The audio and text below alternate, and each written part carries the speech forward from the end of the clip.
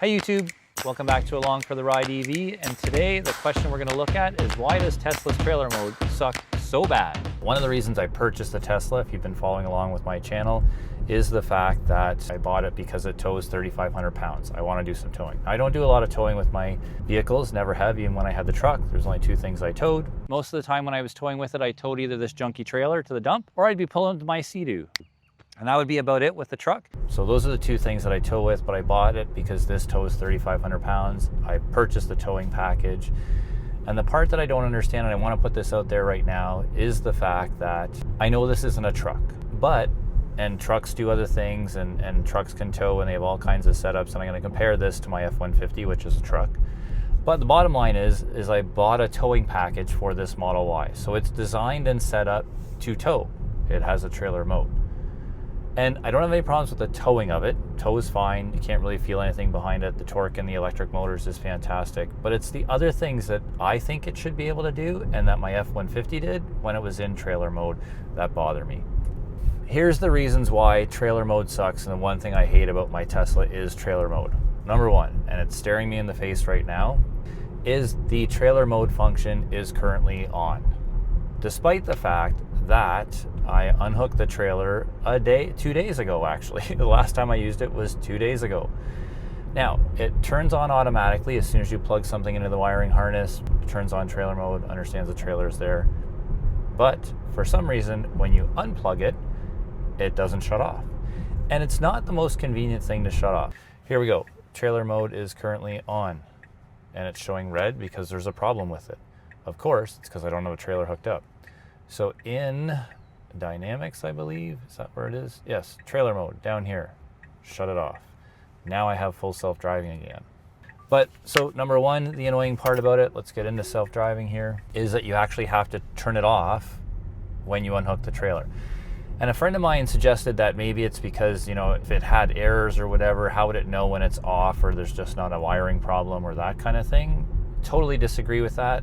My F-150 would tell you if it had wiring errors. And in fact, I have a wiring error right now with my trailer. The one signal light does not flash. It's not a bulb thing, it is a wiring thing. I checked the bulb issue and it's not that. Let's get going here. FSD, that's a whole other video we could talk about here, because this latest version of SSD is really not my friend. Not liking it. Anyways, let's get back to the video. So the truck would turn it off and it would tell you when there was a wiring fault. So it's not a wiring fault issue. And this car definitely has a much larger computer in it than my F-150 did. And there's lots of things that this computer can't do with its trailer mode that my F-150 did. And again, I disagree with you that the fact is the F-150 is a truck meant to tow. This is meant to tow. It's designed to tow 3,500 pounds. I have bought a trailer towing package for it. It has the wiring in it, and it has this massive big brain in it that it should be able to do the work. But it doesn't shut off when you unplug the trailer. Number two reason why I hate it is the fact that you can't program a trailer. Again, flip over to an F-150, you can program as many trailers as you want into the vehicle. You can tell it how long the trailer is, the weight of the trailer, that kind of thing, and it adjusts all the sensors around it so that it can adjust for your blind spot monitoring. You can still use lane keep, all that kind of stuff, because the truck understands what's behind it. This has a massive computer in it. I'm not sure why, and I don't know yet if with the Cybertruck, haven't made it to the dealership to check that out, whether you can program your trailer. But in this vehicle, with my trailer mode, I cannot program the trailer.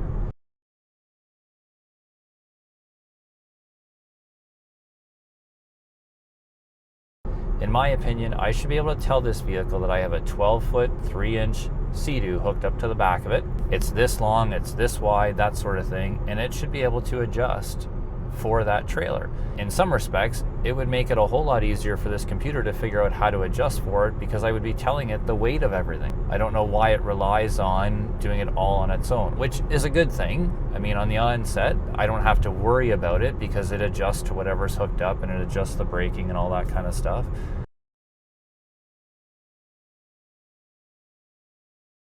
I got a Porsche behind me right now who's in a little bit more of a hurry than I am. I'm doing 89, buddy, in an 80 zone. So yeah, I think I should be able to program that. So it knows whether I have my utility trailer behind it, whether I have the Sea-Doo, and it should adjust all its blind spot monitoring and that sort of thing behind it. Because, I mean, I don't know what FSD is using. It's using way more than cameras. It should be able to see what's going on behind me. And even if you're aware of trailer mode, I always find it hilarious that behind the vehicle, it doesn't even give you an accurate picture of what's behind your car in terms of trailering. It doesn't even give you like a token clip art trailer. Sometimes it looks like a Cybertruck, sometimes it's a Model Y. I've had horses behind my vehicle in trailer mode, and sometimes I've had nothing, which makes zero sense because when you hit your camera button in the rear, there's a trailer sitting there. So it's not like this vehicle isn't seeing it. It's definitely there. So that's my number 2 reason. Number 1, doesn't shut off automatically. Number 2, you can't program your trailer. The third reason, and probably the biggest reason that frustrates me with trailer mode and why I don't understand why it doesn't do that, is I can't use FSD. So on my way up to a 3.5-hour drive to the cottage when I'm towing my Sea-Doo, why can I not use FSD? I don't even think I can use auto steer. Yeah, this Porsche's in a hurry. You could pass if you want to pass. No problem. Anyways, the fact that I can't use FSD really bums me out, because when I'm driving 3.5 hours to a cottage, that's an optimum time to use FSD. Now, I've seen people in videos, they turn off their trailer mode and then use FSD, and they say there's recommendations about not doing that sort of thing. I get why you wouldn't, because now if you're using FSD, the braking and everything that the car is doing technically is probably based just on the car because it doesn't think you're towing anything. But we still get the trailer mode icon because lights are plugged in and it goes yellow for a caution. So it must think something's there. I'm sure all the cameras can see what's there. But again, if I could just program the vehicle to tell it what was there, life would be a whole lot better. So that's definitely an update Tesla needs to work on. But you should be able to use FSD. And it shouldn't just be a truck thing, because this car, again, is bought with the trailer tow package. It has the system. It has the programming. So it should be able to do what it's supposed to do with a trailer. So the other big beef around FSD is the fact that then you can't use the summon functions. So one of the things that I was thinking of, I believe I mentioned it in a couple of my other videos, was this would be an opportune time. Okay, so we're in a 60. You're going to slow down? I could do a whole other video on FSD and how much I hate it.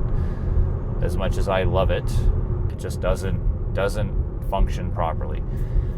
So back to the summoning, was I really wanted to be able to line the car up with the loading dock, hop on the Sea-Doo, dumb summon the vehicle back into the water so that I can pull the Sea-Doo off, tie it up to a dock, and then dumb summon the vehicle out of the water so I'm not getting in the water and getting wet. There's a lot of places that I go where water's kind of sketchy, that sort of thing, and it's not a big deal. I'm not a big germaphobe or anything like that. I could easily dry myself off, but it would just be really handy. I mean, if I had it, that would be fantastic. But that was one thing I was looking forward to, and it doesn't look like, again, you can do the summoning piece or even the dumb summoning piece without turning trailer mode off. Okay, so we've got the trailer hooked up. Trailer mode is not on. It says here that we can summon, so let's see what happens. So without the wiring, it will move that trailer, no problem. So we tried this at home with the Sea-Doo in the backyard, and it didn't know what to do. So let's try and go backwards now, because that's going to be the key. It's got the trailer in the camera mode, but okay. How straight is that trailer hooked up? It's going to curve a little bit. Not too bad. Oh, why did it stop there?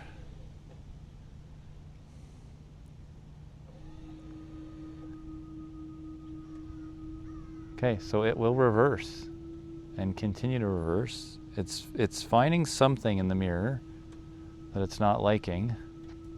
The trailer is turning.